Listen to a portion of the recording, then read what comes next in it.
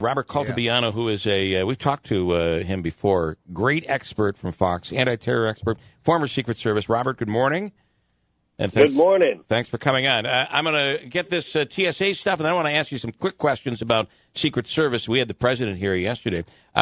TSA, considering ending screening at small airports, what's your take?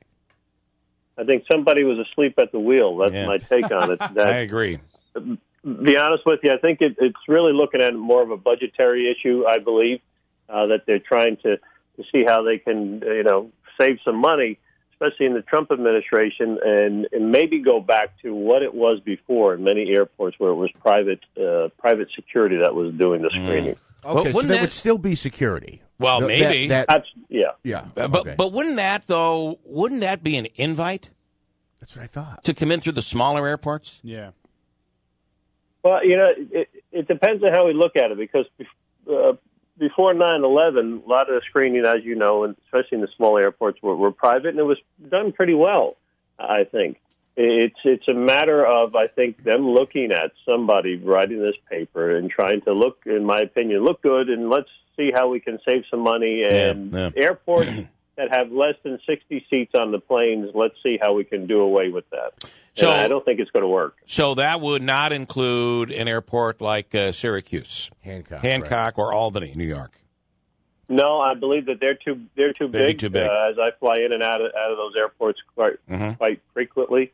But smaller, really small regional, if you want to call them airports. Niagara Falls, if you go to Elmira, those airports which have the budget airlines with just the smaller planes. But yeah, this worries me. But let's see where it goes. And it is budgetary, because they're saying we can use that money to build a wall. To build a wall. We can use that money and put it into the larger airports, right?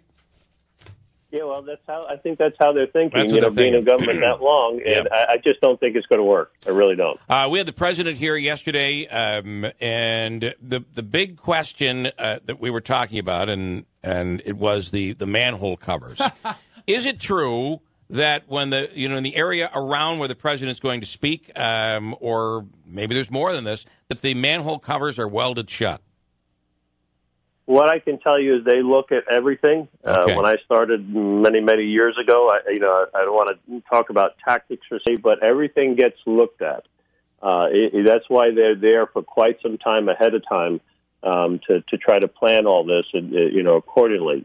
So with the manhole covers, with many other things, if the president was going to be around there, I could tell you that they would all be looked at for sure. Okay, all right. What's interesting too is that, it's got to be, there's the Secret Service is so vast. I mean, how many trips does he have planned? They've got to go so far out in advance. Everybody can't be everywhere at one time. I mean, that's got to be a kind of a busy job. The person that's got to go ahead and do all that pre-screening.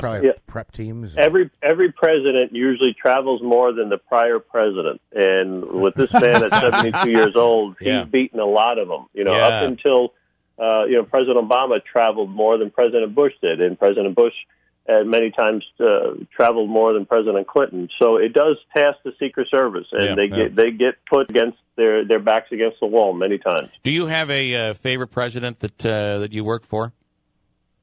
Working around 7, 8 of them. President Reagan probably, and Bush 41, where I spent a lot of time with. But President Reagan, whether you agreed with his politics or not, you just knew that you were around a good person. When he was walk into a room with a smile, he always smiled and loved to tell jokes. And what you see is what you got. Yeah, that is. And my final question, you won't answer. Do you have one that wasn't your favorite?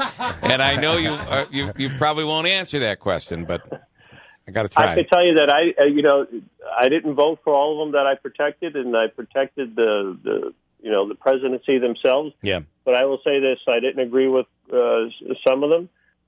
Some more recently than others, but I respect them because they did something that only 45 people have done. Yeah. And so, it's not an easy job. Which is why when a president comes to a place like Utica, New York, whether you're Republican, Democrat, for him, against him, it's a big deal. Mm-hmm. That's the president of the United States. Robert, as always, thanks so much. We always enjoy your insight. Absolutely. God bless. All right. Have a great day. Pretty cool. I have to tell you, I had a conversation with one Secret Service agent who said, I'm not going to tell you who I didn't like. And I was surprised, too, because this person talked about Obama as somebody who was very brilliant. And I know that he did not necessarily agree with his politics. But he said there was one that I didn't really like his wife. So I'll let you fill in that blank, because that's what he said to me. I still don't know. I have a hunch, but I still I do too. But Me too. But I still don't know for sure.